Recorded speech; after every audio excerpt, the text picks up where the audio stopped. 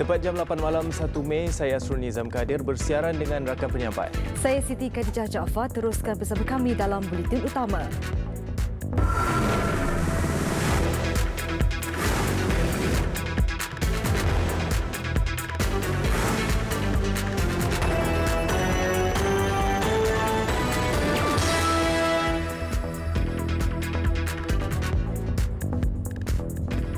Hampir semua sektor ekonomi dibuka semula mengikut SOP ketat bermula 4 Mei.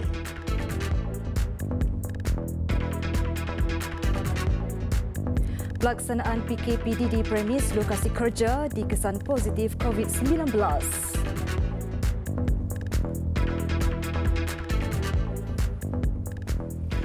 Assalamualaikum dan salam sejahtera. Bermula Isnin ini, hampir semua sektor ekonomi dan aktiviti perniagaan akan dibenarkan beroperasi namun tertakluk kepada syarat dan prosedur operasi standard SOP yang ditetapkan di bawah Perintah Kawalan Pergerakan Bersyarat PKPB.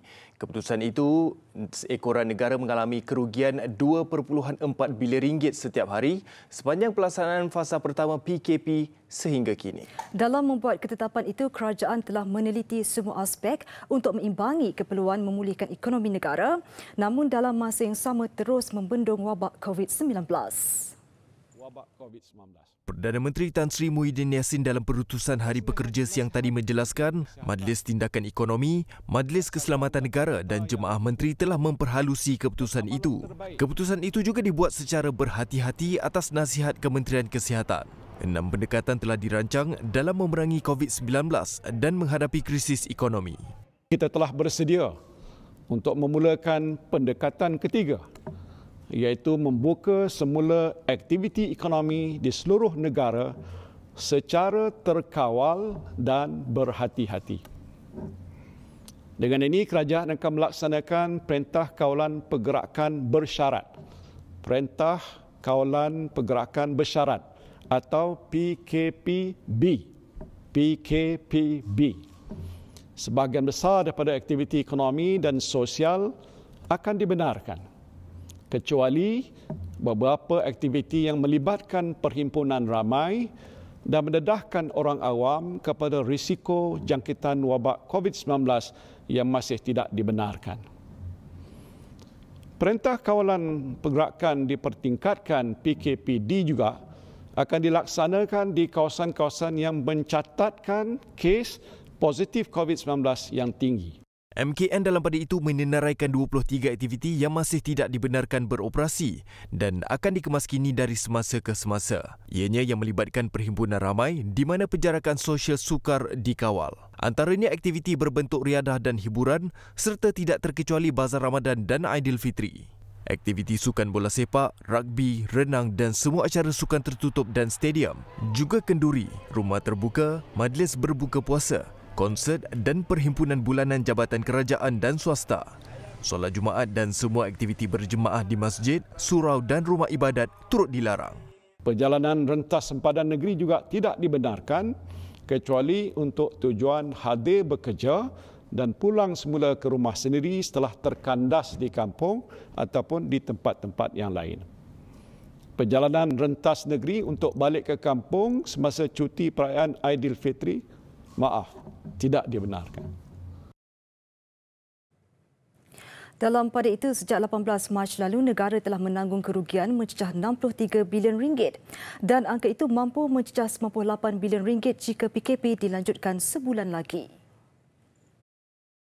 Dan jika PKP berterusan untuk tempoh sebulan lagi, negara kita akan kerugian RM35 bilion lagi, menjadikan jumlah keseluruhan kerugian kita RM98 bilion, hampir RM100 bilion.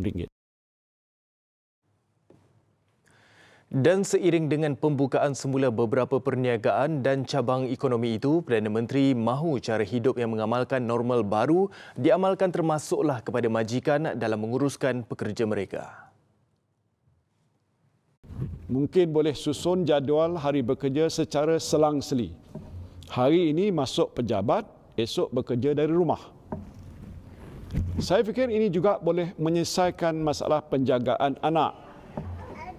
Walaupun pusat-pusat penjagaan kanak-kanak akan dibuka dengan mengamalkan SOP kesihatan yang tertentu, saya tahu ramai ibu bapa yang bimbang untuk menghantar anak-anak mereka. Jadi kalau majikan boleh memberi sedikit kelonggaran pada pasangan suami isteri yang bekerja untuk datang ke tempat kerja secara selang-seli atau every alternate days. Tan Sri Muhyiddin dalam merumuskan apa yang berlaku, beliau mengambil analogi peniaga restoran Pak Saleh sebagai contoh. Susunan meja makan, ruang untuk penjarakan sosial pelanggan serta aspek kebersihan restoran yang merupakan SOP dan wajib dipatuhi. Jadi sebenarnya banyak kerja yang Pak Saleh kena buat sebelum boleh buka semula restoran. Semua ini penting ialah untuk pastikan supaya tiada pelanggan Pak Saleh yang terkena jangkitan COVID-19. Pemilik restoran, food truck dan gerai makan yang lain pun mesti buat perkara yang sama.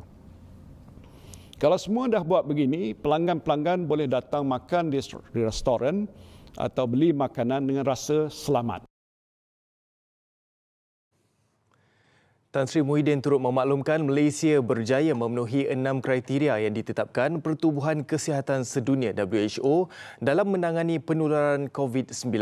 Justru katanya, pengorbanan semua pihak sepanjang PKP berhasil.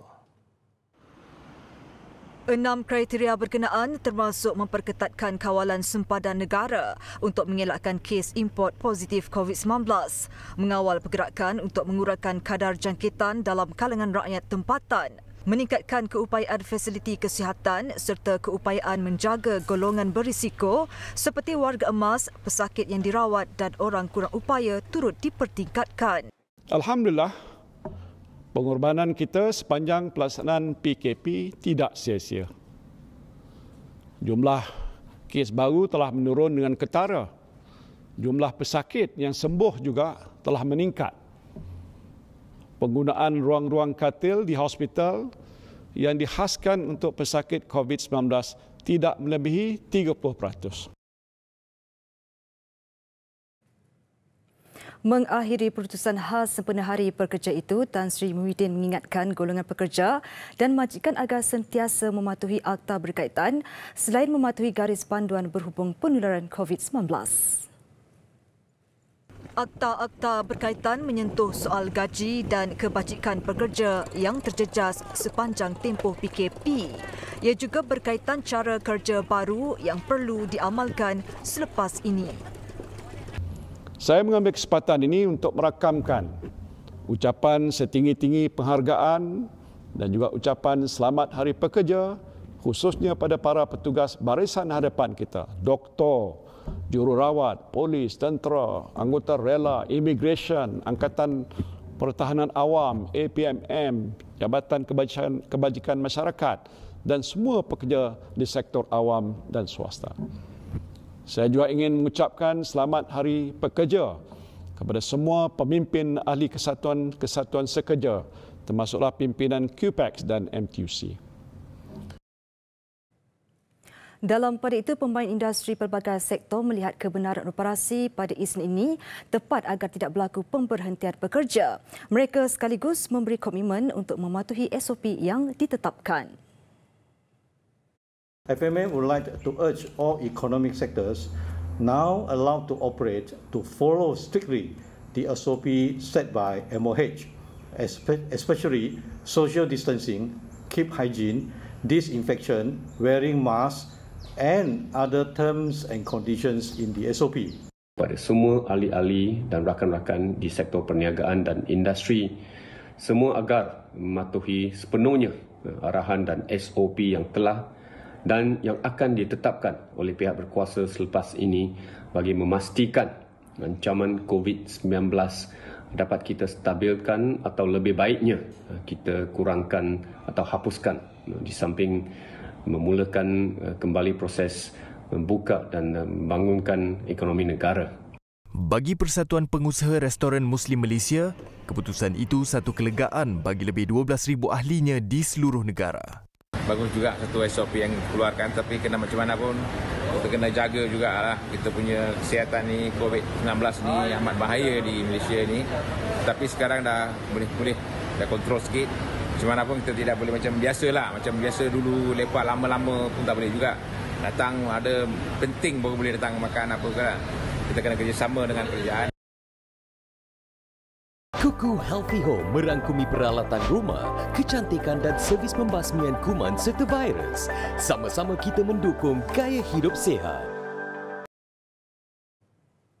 Yang di-Pertuan Agong Al-Sultan Abdullah Riayatuddin Al-Mustafa Billah Shah berharap dengan ketidakpastian yang memberi kesan kepada warga pekerja negara berikutan pandemik COVID-19, rakyat akan menyedari bahawa dunia sekarang berada di bawah normal baru. Datuk Pengelola Bijaya Diraja Istana Negara, Datuk Ahmad Fadil Syamsuddin berkata, bersempena Hari Pekerja yang bertemakan pekerja dan cabaran budaya norma baru, Sri Paduka menzahirkan setinggi-tinggi penghargaan kepada semua pekerja dan merasakan hari ini penting serta lebih bermakna kerana wabak COVID-19 yang sedang melanda negara dan seluruh dunia. Dalam satu kenyataan, beliau berkata sempena Hari Pekerja 2020, Sri Paduka Baginda berharap krisis ini menjadi pemangkin bagi rakyat Malaysia untuk bekerja lebih keras bagi memastikan kemajuan negara dan rakyatnya.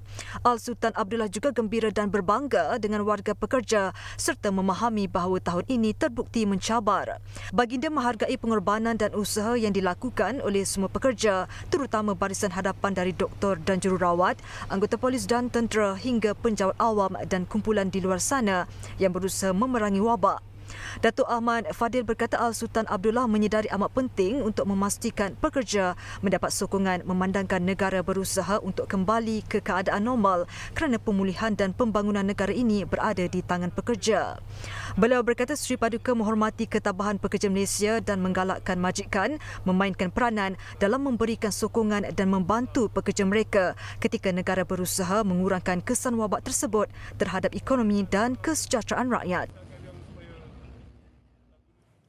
Perundangan Perburuhan Negara perlu disemak semula agar ia sesuai dengan keperluan masa kini susulan wabak COVID-19. Bersesuaian dengan tema Hari Pekerja 2020, Pekerja dan Cabaran Budaya Normal Baru, Menteri Sumber Manusia Datuk Seri M. Sarvana berkata, pendekatan itu akan memastikan undang-undang terbabit relevan dengan persekitaran semasa. Budaya norma baru pekerjaan merupakan cabaran kepada majikan dan pekerja untuk bertindak dengan bijak, menerokai idea bekerja dengan cara baru bagi menghadapi persekitaran pekerjaan yang kompleks dan sentiasa berubah kini. Kita perlu menerima hakikat bahawa perniagaan, pekerjaan dan kehidupan kita akan berubah kepada satu norma baru walaupun selepas berakhirnya PKP nanti. Amalan seperti penjarakan sosial akan berterus. Beliau berkata demikian dalam perutusan sempena Hari Pekerja. Tambahnya, setiap pekerja dan majikan juga perlu berubah dalam cara bekerja, berfikir, berinteraksi dan bertindak seiring dengan situasi semasa.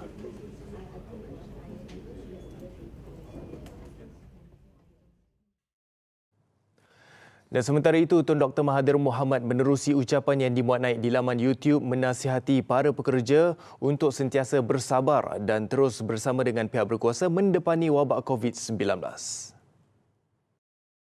Saya mintalah supaya pekerja-pekerja bersabar kerana ini adalah perkara luar biasa, tak pernah berlaku. Jadi kalau kita bersabar dan kerajaan pula memberi bantuan dan daripada segi makanan, wang tunai dan sebagainya, tak banyak, sikit, tetapi kita perlulah kita punya standard kehidupan kita turun sikitlah di waktu ini. Orang yang kaya pun tak boleh lagi hidup mewah macam dulu.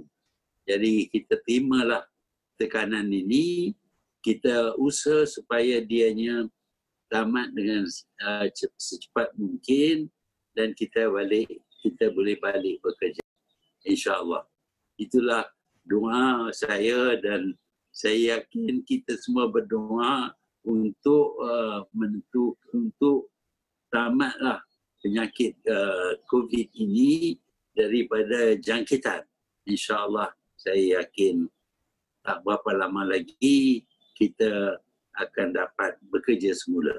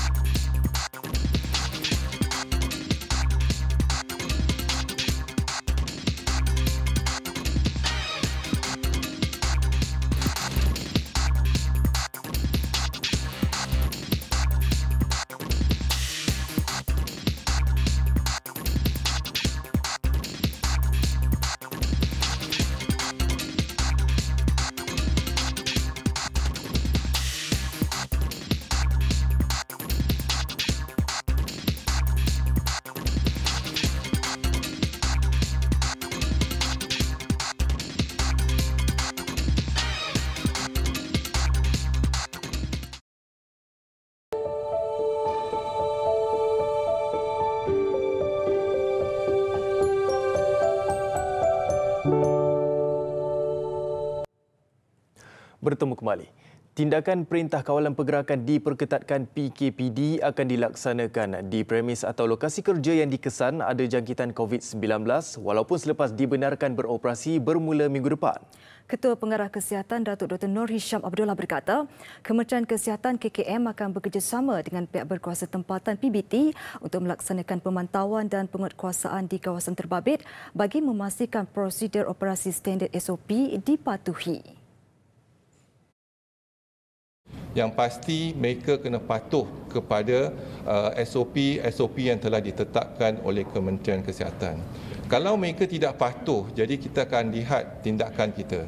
Kalau ada kes, contohnya penularan kes di suatu kawasan ataupun satu lokaliti, kita akan menjalankan EMCO, iaitu kita akan tutup kawasan tersebut dan kita akan laksanakan saringan dan kita pasti akan mengasingkan mereka yang positif dan juga kuarantinkan mereka yang ada close contact di lokaliti tersebut, sama ada di satu kilang ataupun sebagainya. KKM turut menyambut baik pengumuman Perdana Menteri yang menekankan mengenai pematuhan SOP terutama kepada beberapa sektor ekonomi yang dibuka semula secara berhati-hati dan terkawal bermula Isnin depan. Ini termasuk amalan jarak sosial selamat, saringan kesihatan di pintu masuk premis, selain larangan perhimpunan ramai dan aktiviti yang mendedahkan orang awam kepada risiko jangkitan wabak COVID-19. Datuk Dr. Nur Hisham berkata keputusan untuk membuka semula beberapa sektor ekonomi itu adalah keputusan kolektif pelbagai pihak atas nasihat dan garis panduan KKM.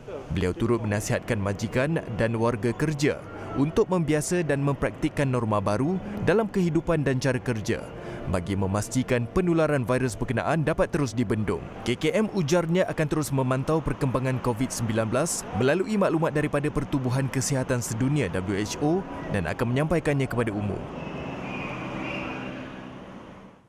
Sementara itu, daripada 69 kes baru COVID-19 yang dilaporkan hari ini, 17 daripadanya adalah di Selayang Baru.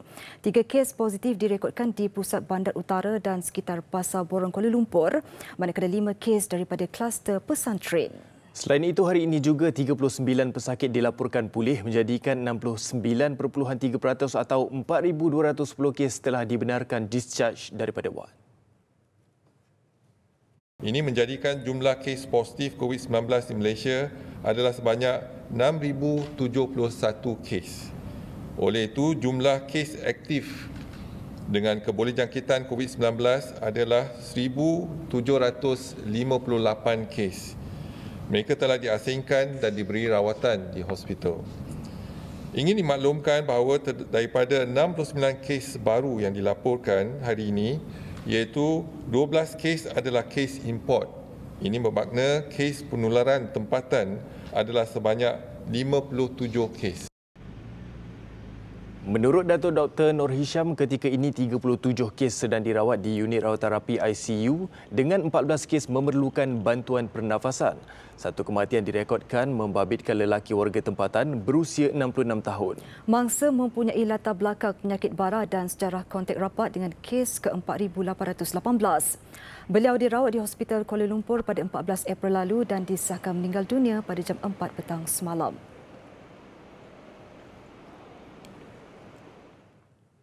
Dalam sidang media sama, Datuk Dr. Nur Hisham memaklumkan China memuji usaha dan tindakan yang dilakukan Malaysia dalam mengekang penularan wabak COVID-19 berbanding negara lain. Malah negara tembok besar itu juga kagum terhadap Perintah Kawalan Pergerakan PKP yang dilaksanakan dengan pantas oleh Malaysia yang dilihat antara penyumbang kepada penurunan kes positif jangkitan di negara ini. And also we look into our hospital and the services in the hospital. They visited our hospital and they are quite impressed with what we have. And this is something that they did not expect, that we are well prepared in that sense, whereby we have 7 COVID hospital, whereby with this 7 hospital, our resources is basically focused into this 7 in terms of human resource, facilities and etc. By doing so, we have optimized and maximized our capacity. KKM bersama 8 pakar perubatan Cina yang tiba di tanah air sejak 18 April lalu turut berbincang mengenai teknologi yang memberi manfaat kepada kementerian. Tambahnya, pakar perubatan berkenaan turut menasihati KKM untuk tidak bergantung sepenuhnya kepada kit ujian pantas dalam melaksanakan ujian saringan COVID-19 tetapi menggunakan kaedah RT-PCR. Mereka juga memberi pandangan terhadap kepentingan menjaga dan menguatkan kawalan sempadan negara bagi mengelak berlakunya peningkatan kes. Penerbangan ihsan kedua bagi membawa pulang pelajar Sabah dari Semenanjung selamat tiba di Terminal 2 Kota Kinabalu siang tadi. Seramai 24 pelajar dibawa pulang dengan menggunakan pesawat Tentera Udara Diraja Malaysia TUDM yang melepas dari Pangkalan Udara Subang. Pesawat pengangkut A400M TUDM selamat tiba pada jam 11.30 pagi. Penerbangan ihsan diuruskan NADMA bersama Kerajaan Negeri Sabah melalui Pejabat Perhubungan Negeri Sabah di Kuala Lumpur. Pelajar yang dibawa pulang adalah 13 pelajar Pusat Tahfiz Madrasah Miftahul Ulum Seri Petaling dan Pusat Pengajian Tahfiz Raudatul Ulum Banting. Manakala bakinya penuntut 2 universiti di Indonesia yang kembali ke tanah air sebelum menaiki penerbangan ihsan berkenaan. Mereka telah menjalani kuarantin wajib dan menjalani ujian saringan kesihatan serta mendapat surat pengesahan kesihatan. Terima kasihlah kepada kerajaan sebab mengantar kami pulanglah dan menanggung masa kami kena kuarantin 14 hari itu. Cuma mengucapkan sebuah terima kasihlah dengan semua yang ada disediakan kepada kami semua panjang kuarantin, disediakan dapat naik kapal TUDM semua. Penerbangan ihsan pertama tiba di lapangan terbang Tawau dan Sandakan sela-selalu. Jabatan Alam Sekitar Kelantan diarah memantau kesan pencemaran sungai di Kampung Lawang Tanah Merah akibat penerokaan tanah secara haram di hutan simpanan Jedok. Menteri Alam Sekitar dan Air Datuk Tuan Ibrahim Tuan Man berkata pihaknya tidak akan berkompromi dengan pihak terbabit dalam kegiatan itu. Kita akan ambil perjalanan terhadap aduan pencemaran ini insya-Allah. Dan Jabatan Alam Sekitar Kelantan kita arahkan supaya untuk terus membuat pemantauan dan buat laporan terus kepada saya. Datuk Tuan Ibrahim ditemui selepas menyerahkan 11 buah gerobok COVID-19 dihasilkan oleh Pertubuhan Amal Perubatan Ibn Sina kepada Jabatan Kesihatan Kelantan. Beliau mengulas laporan sekumpulan pekerja warga asing yang dikesan menceroboh tanah hutan simpan Jedok. Kegiatan didakwa menjadi punca sumber air tercemar bahan kimia akibat pelumbungan mineral nadir bumi secara haram. Setakat ini 2 individu ditahan polis bagi membantu siasatan aktiviti di hutan simpan tanpa lesen dan dokumen sah.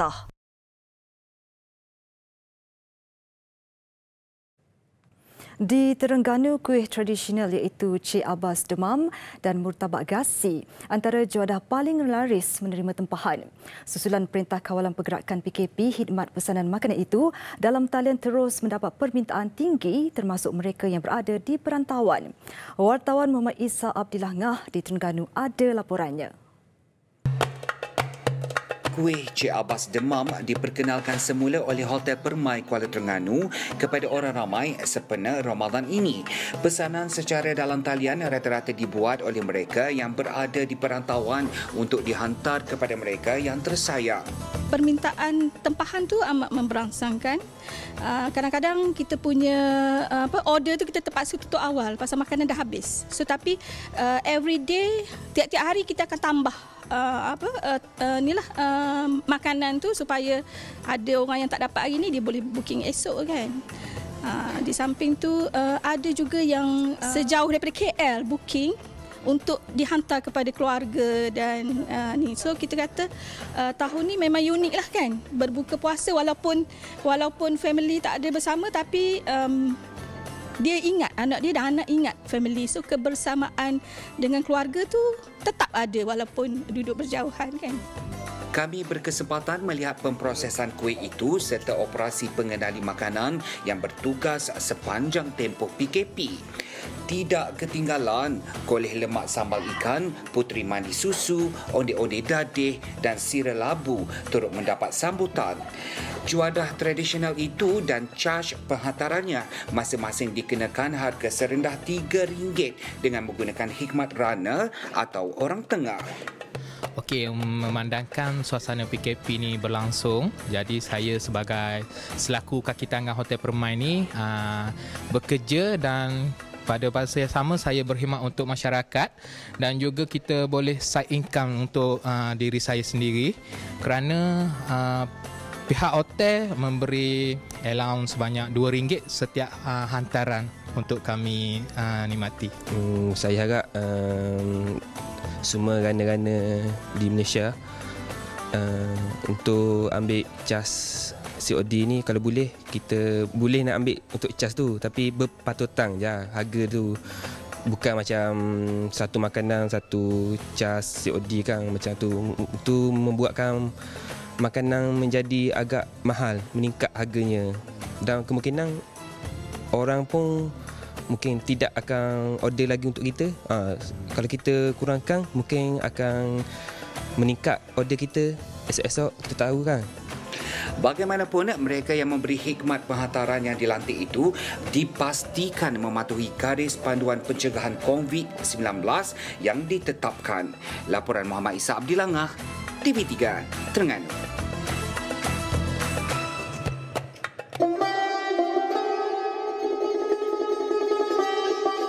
Bismillahirrahmanirrahim.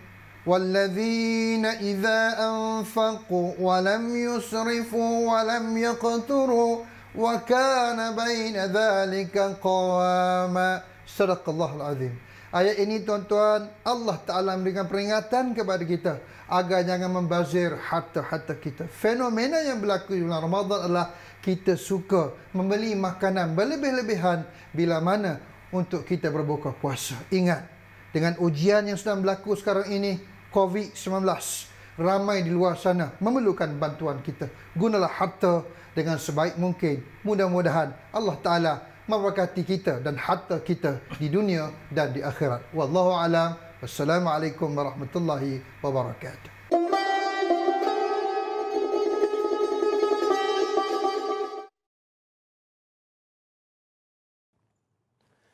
Kerajaan telah membayar RM10.7 bilion dalam bentuk bantuan prihatin nasional BPN kepada lebih 10 juta rakyat setakat ini. Ini termasuk lebih 2 juta permohonan baru dan rayuan yang telah diluluskan. Kesannya, pembayaran yang dibuat melebihi peruntukan asal BPN yang diumumkan sebelum ini. Kalau dari segi peruntukan, kerana ini peruntukan barulah, peruntukan tambahan. Kerana kita bajet 10 bilion. Tapi saya rasa kita kena adil, kan? We have to be fair. Permohonan kita we look at it objectively. Jadi penerima yang layak harus dibayarlah, dan kita mesti tunaikan janji kita lah. We must honour what we have. Kalau dia meet the criteria, saya rasa kita kena bayar. Bayaran BPN fasa pertama bermula 17 April lalu disalurkan kepada 7.78 juta penerima dengan pembayaran RM5.5 bilion. Bayaran fasa kedua bermula Isnin depan melibatkan 8.3 juta penerima dan pembayaran RM3.68 bilion. Datuk Seri Tengku Zafrul ditemui selepas melancarkan geran khas prihatin GKP yang mana permohonannya dibuka hari ini. Dianggarkan lebih 700,000 perusahaan mikro yang layak akan menerima bantuan kewangan RM3,000. Ia membabitkan peruntukan mencecah RM2.1 bilion. So grant khas prihatin ini ialah grant, jadi ialah tapi secara one off, tidak perlu dibayar balik lah.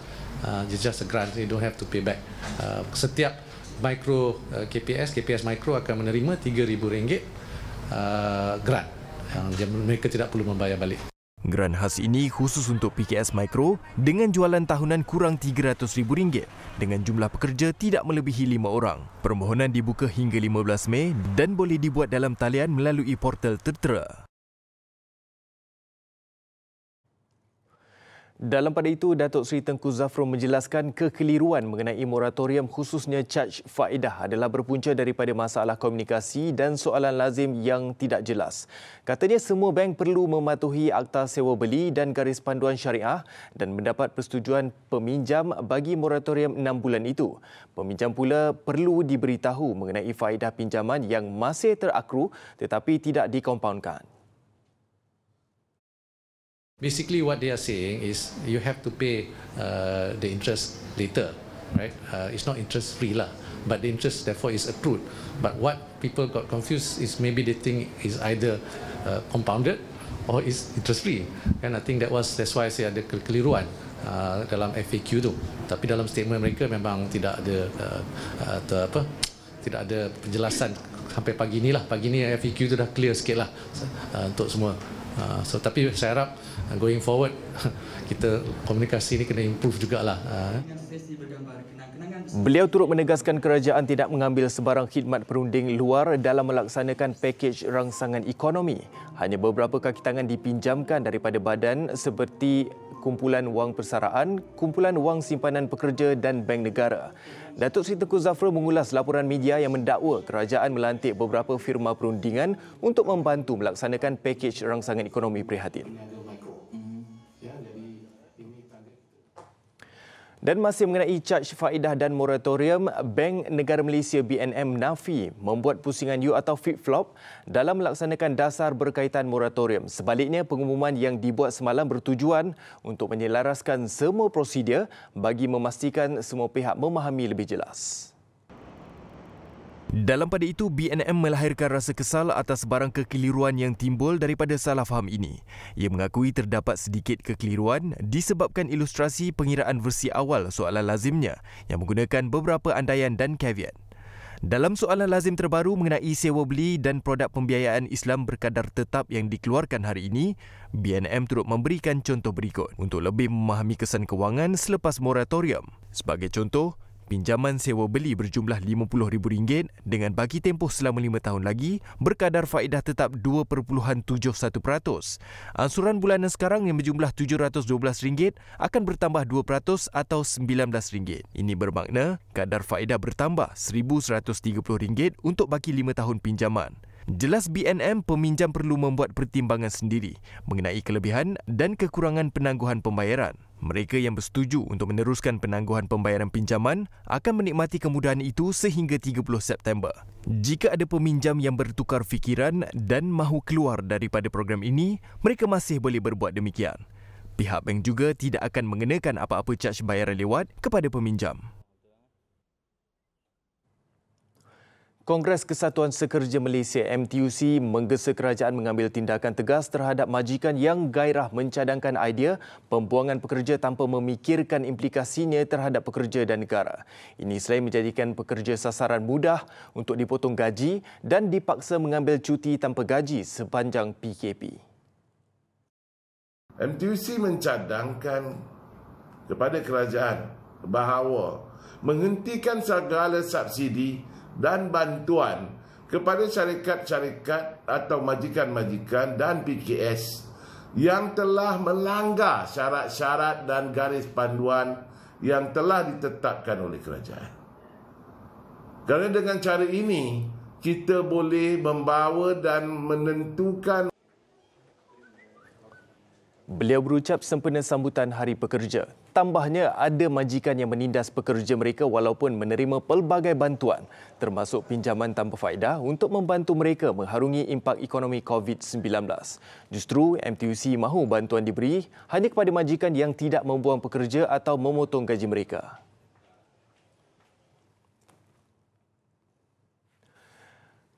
Memasuki hari ke-8 e-Bazar Ramadan dibuka, orang ramai sudah mulai biasa menggunakan platform dalam talian untuk menempah juadah berbuka.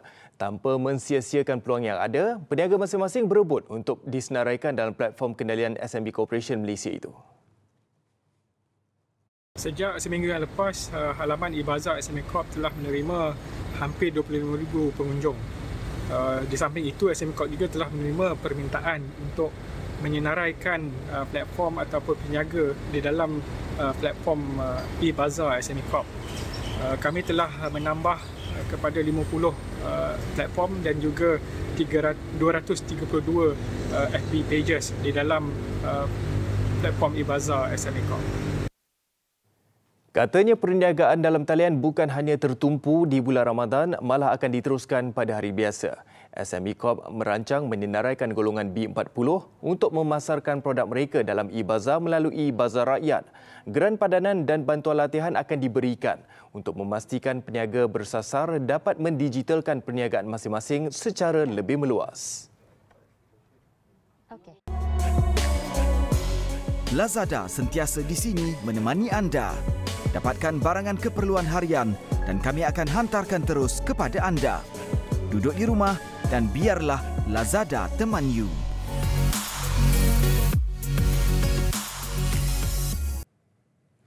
Laporan luar negara. Jumlah kes jangkitan COVID-19 di Singapura kini melepasi 17,000 apabila 932 kes baru dilaporkan hari ini. Dengan penambahan itu, kes kumulatif di Republik berkenaan berjumlah 17,101 orang. Kementerian Kesihatan berkata kebanyakan kes masih membabitkan pekerja asing yang menetap di asrama. Hanya 5 kes melibatkan rakyat tempatan atau bertaraf penduduk tetap. Singapura kini memasuki minggu ketiga tempoh kawalan pergerakan dalam usaha memutuskan rangkaian COVID-19. Perdana Menteri Lee Hsien Loong semalam berkata sektor ekonomi Republik itu akan dibuka secara berperingkat apabila bilangan kes dalam komuniti berkurangan. Sementara itu, sejumlah pekerja asing yang telah pulih daripada jangkitan mula dipindahkan ke kapal persediaan Superstar Aquarius yang berlabuh di Marina Bay Cruise Centre hari ini. Penyediaan tempat tinggal alternatif itu sebahagian daripada usaha kerajaan bagi mengurangkan kluster asrama. Fasa pertama pemindahan bermula Rabu lalu membabitkan kapal persediaan Superstar Gemini.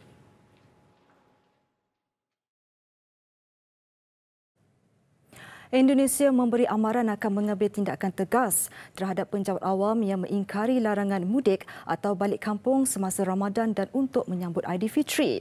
Kerajaan pusat melalui Kementerian Reformasi Pentadbiran dan Birokrasi melarang tradisi tahun itu bagi mengekang penularan COVID-19 sehingga republik itu bebas wabak pandemik. 9 April lalu, Indonesia mengeluarkan perkeliling yang menetapkan penjawat awam yang ingkar larangan boleh dikenakan hukuman tata tertib pada tahap biasa sehingga berat. Rekod tata tertib kemudiannya akan dimuat naik menerusi sistem pekerjaan secara dalam talian Agensi Perkhidmatan Awal Kebangsaan BKN. Selain dilarang menyertai mudik, penjawat awam juga dilarang sama sekali mengambil cuti ketika pandemik melainkan terdapat perkara mustahak seperti cuti bersalin, cuti sakit atau alasan keluarga seperti kematian ahli keluarga terdekat. Selepas Presiden Indonesia Joko Widodo mengumumkan larangan mudik pada minggu lalu, Kementerian Pengangkutan membuat pengumuman mengenai sekatan perjalanan berkuat kuasa dari 24 April sehingga 31 Mei ini. Ia bertujuan menghalang kenderaan persendirian, bas, kereta api, kapal, pesawat sewa ataupun komersial daripada keluar masuk kawasan terkesan dengan COVID-19. Sementara itu, 8 kematian akibat COVID-19 direkodkan di Indonesia hari ini. Ia menjadikan keseluruhan angka kematian terkini sebanyak 800 kes. 433 kes positif baru pandemik itu dicatatkan, menjadikan jumlahnya kini meningkat kepada 10,551 kes. Sementara itu, angka pesakit sembuh turut mencatatkan pertambahan iaitu 69 orang.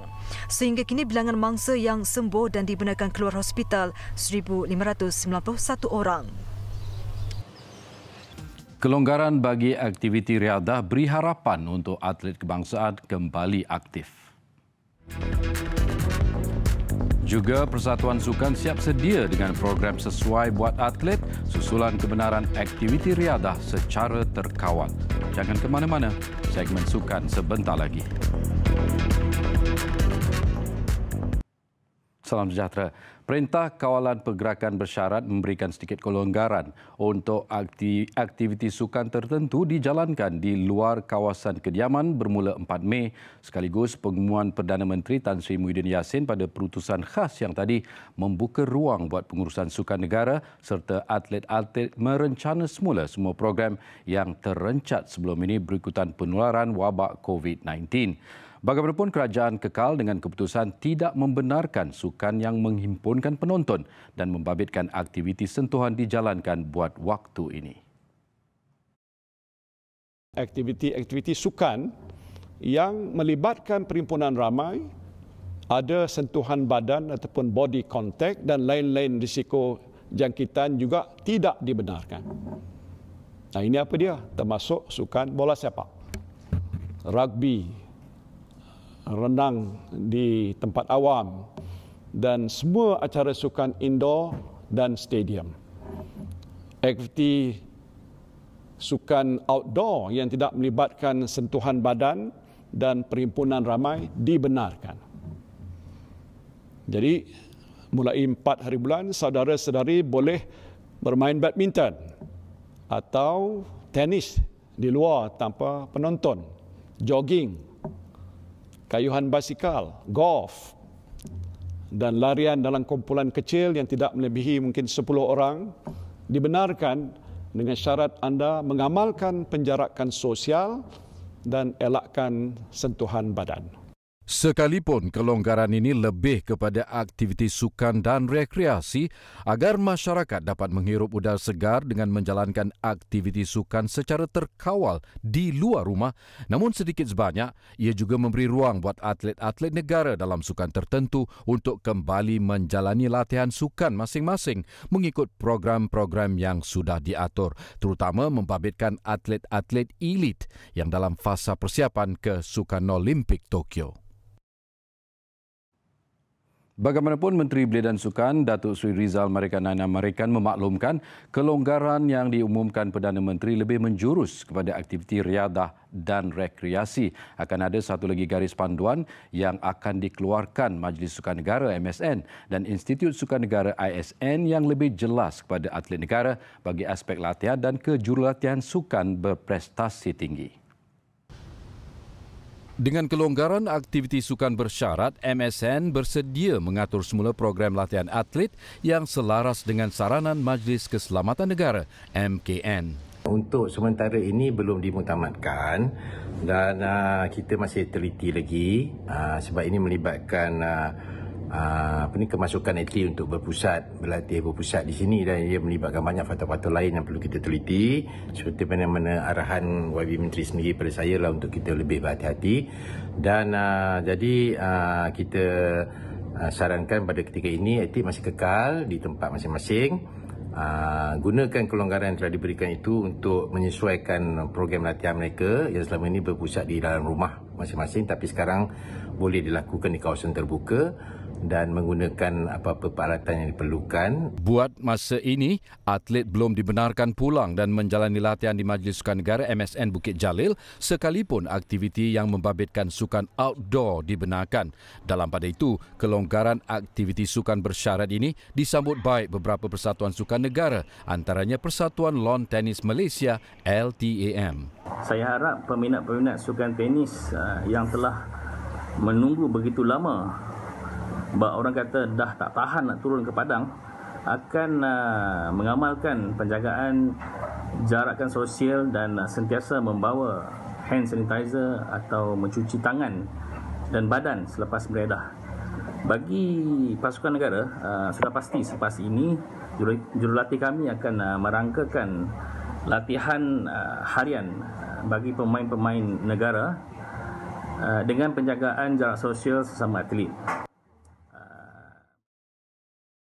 Sementara itu, Persatuan Golf Malaysia MGA menyambut baik kelonggaran seperti yang diumumkan Perdana Menteri Tan Sri Muhyiddin Yassin siang tadi. Menurut Presiden MGA Tan Sri Muhammad Anwar Muhammad Noor, keputusan itu bertepatan dengan aspirasi klub golf untuk beroperasi semula selepas diarah tutup sejak 18 Mac lalu. Tambah Tan Sri Muhammad Anwar, impak kepada kos operasi yang tanggung juga sangat terkesan termasuk kebajikan KD yang mengharapkan upah dan tip harian.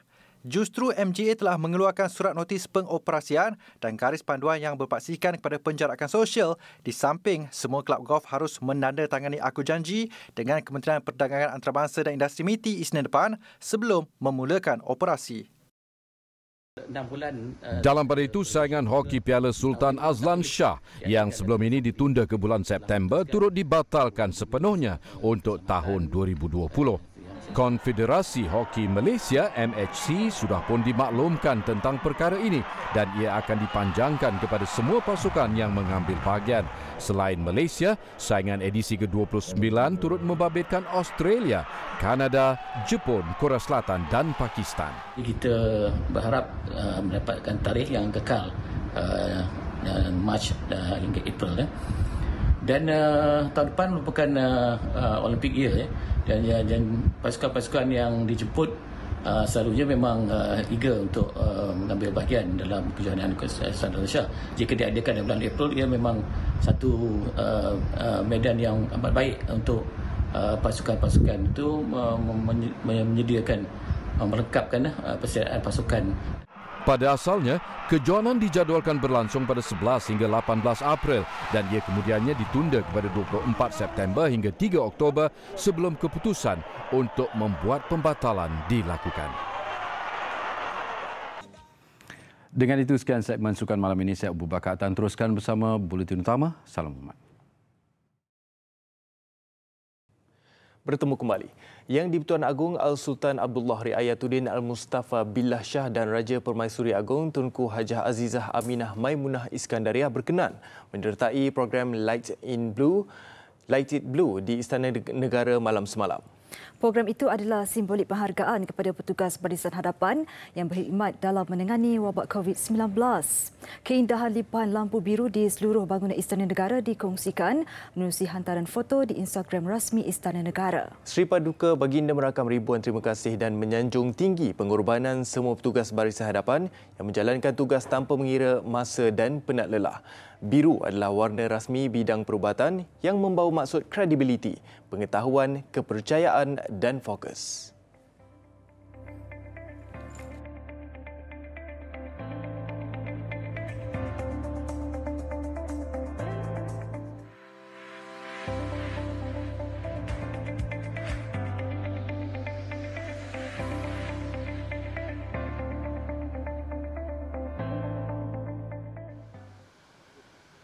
Lebih 30 lokasi dan mercu tanda terkenal di Kuala Lumpur, Putrajaya dan Labuan disinari lampu berwarna biru bermula malam semalam sehingga 3 Mei. Pancaran lampu biru di sekitar Ibu Negara membangkitkan suasana menarik walaupun sepi tanpa orang ramai. Light and Blue bermula jam 10.30 malam hingga 1 pagi.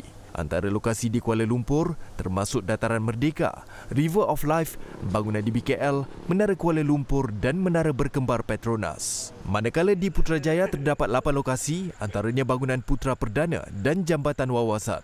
Lampu biru turut dipasang di beberapa kawasan di Labuan, termasuk Wisma Perbandaran dan Jalan Merdeka. Sekiranya anda mempunyai sebarang aduan atau masalah yang ingin disuarakan di sepanjang tempoh PKP, email kami ke news@tv3.com.my. Dan sebelum kami mengundur diri, kami di Bilik Berita TV3 mengucapkan selamat Hari Pekerja kepada semua, tidak kira kaki tangan kerajaan, swasta ataupun yang bekerja sendiri, Katie? Ya, Asrul, namun untuk kali ini pastinya setinggi-tinggi penghargaan diucapkan buat kaki tangan Barisan Hadapan yang bertungkus lumus dalam mendepani cabaran pandemik COVID-19 ini. Dengan itu, salam hormat. Assalamualaikum dan selamat malam. Kita masih terjaga, usah lupa kepada mereka. Ketika kita sedang terlena, kita tempuhi semua dengan perasaan rebah. Kita lalui bersama demi negara tercinta. Wahai Tuhan yang Maha Pemurah, Ya Allah, hilangkan segala kesengsaraan kami. Sembuhkanlah segala penyakit yang menimpa kami. Sesungguhnya Engkau adalah Tuhan yang menyembuhkan. Tiada kesembuhan melainkan kesembuhan daripada-Mu.